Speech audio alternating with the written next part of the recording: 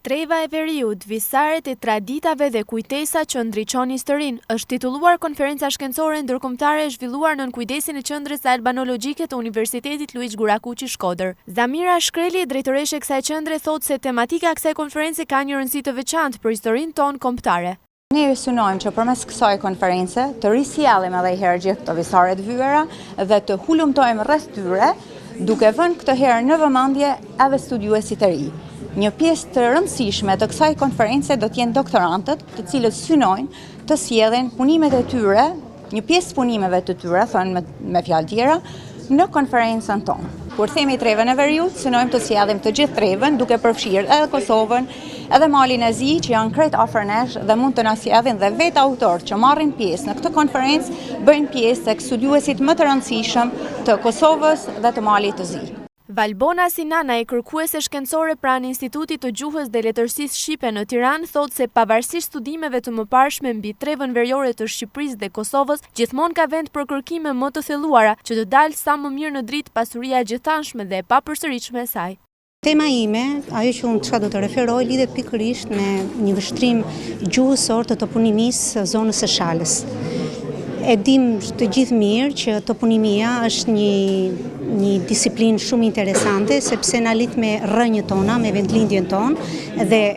jemi ne vetë njerëzit që kemi vendosur emrat vendeve, maleve, shkëmbimeve, duke lidhur këtë ose me një emocion tonin, ose me emrin e pronarit, ose duke lidhur me konfiguracionin, me ngjyrën e shkëmbit, apo të fushës e kështu të tjerë. Edhe mendoj se kjo është edhe pasuri për të zbuluar, sepse trevat tona janë shumë të pasura